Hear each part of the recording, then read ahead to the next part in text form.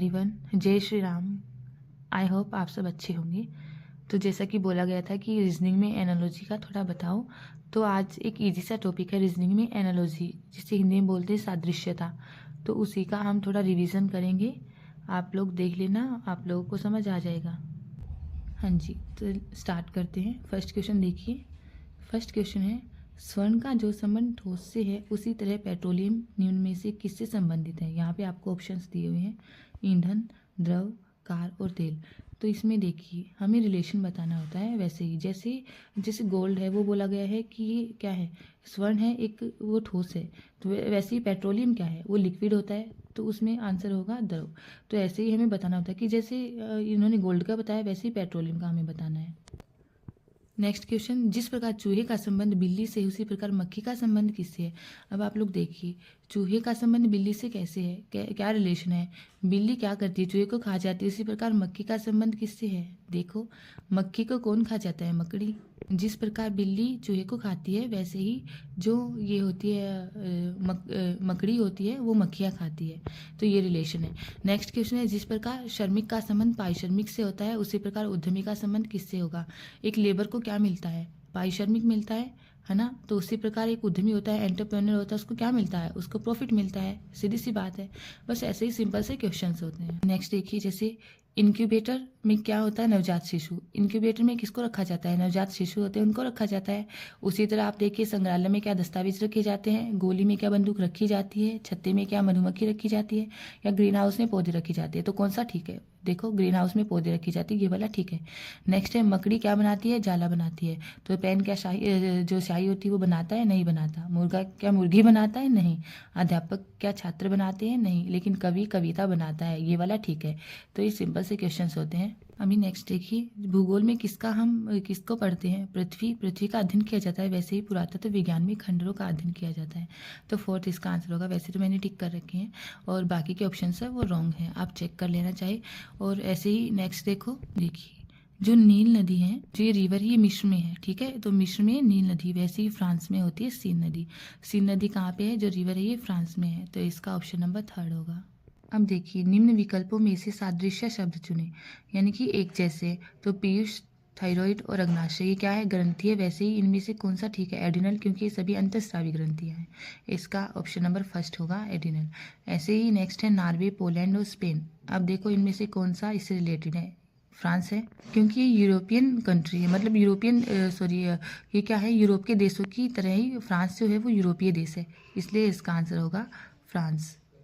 और shark, code, ईल, आगे देखो कौन सा, जैसे शार्क, कोड और ईल होता है, वैसे ही डॉल्फिन मछली होती है। डॉल्फिन इन्हीं मछलियों की जैसी होती है, इसलिए इसका आंसर है ऑप्शन नंबर 2। देखिए, एक टाइप ये होती है कि 3 वर्ड एक जैसे होते हैं, हमें चेक करना होता है कि नेक्स्ट में भी तीनों एक जैसे हो। जैसे यहाँ पे क्या है, पेन है, पेंसिल और स्याही। पेन में क्या होता है, इंक होती है। आप कैसे भी रिलेट कर सकते हैं इनको। वैसे ही देखो, मेज, कुर्सी और लकड़ी, नहीं हुआ ना मैच, क्योंकि मेज में क्या कुछ होता है, नहीं।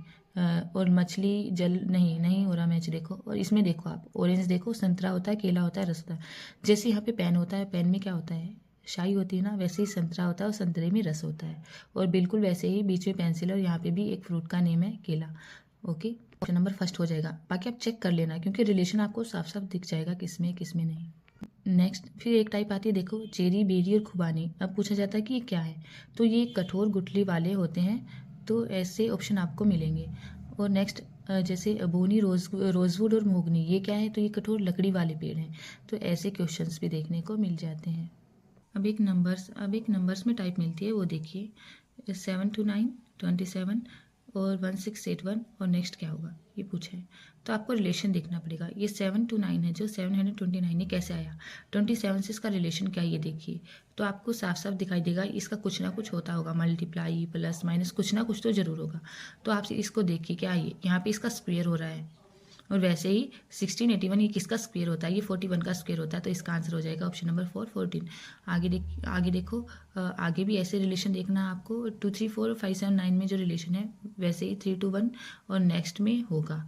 ओके, अब आप चेक करो कि कैसे होगा। ये देखो, इसका रिलेशन क्या है, 2 की 2 से मल्टीप्लाई करोगे, प्लस 1 करोगे, 5 आ जाएगा। और 21 का क्वेश्चन देखो एक बार, 21 का मैं बोल रही हूँ, ठीक है। यहाँ पे 2 की जब हम 2 से मल्टीप्लाई करेंगे +1 5 आएगा, 3 की 2 से करेंगे 6 + 1 7 आएगा, 4 की 2 से करेंगे 8 + 1 आएगा। आगे इसमें भी ऐसा ही होगा, 3 की 2 से करो क्या आएगा, ऐसे होगा। ये देखो इसका रिलेशन क्या है, 2 की 2 से मल्टीप्लाई करोगे +1 करोगे 5 आ जाएगा। और 21 का क्वेश्चन देखो एक बार, 21 का मैं बोल रही हूँ। ठीक है। यहाँ पे 2 की जब हम 2 से मल्टीप्लाई करेंगे +1 5 आएगा, 3 की 2 से करेंगे 6 + 1 7 आएगा, 4 की 2 से करेंगे 8 + 1 आएगा। आगे इसमें भी ऐसा ही होगा, 3 की 2 से करो क्या आएगा 4 + 1 सॉरी 3 की 2 से करो, जब 174 में हम 5 का मल्टीप्लाई करेंगे और -5 करेंगे तो 865 होगा। वैसे ही 125 में क्या करना है, 5 का मल्टीप्लाई करना है और -5 करना है। 125 में जब 5 का मल्टीप्लाई करेंगे तो कितना आएगा, 625 होगा, और उसमें से -5 करेंगे तो कितना आ जाएगा, 620। ऑप्शन नंबर 4 आ जाएगा। अब नेक्स्ट आता है, देखो PTM आया और 49 आया और LCT आया और क्वेश्चन मार्क, यानी कि यहाँ पे क्या होगा। तो आप देखो 49 कैसे आया PTM से, तो पहले इनकी प्लेस वैल्यू आपको पता होनी चाहिए। जितना भी अपना अल्फ़ाबेट होते हैं उनकी प्लेस वैल्यू आपको याद होनी चाहिए। जैसे P होता है वो 16 नंबर पे होता है, T होता है वो 20 पे होता है, M होता है 13 पे होता है। जब आप सबको ऐड करोगे तो कितना आ जाएगा, 49 आ जाएगा।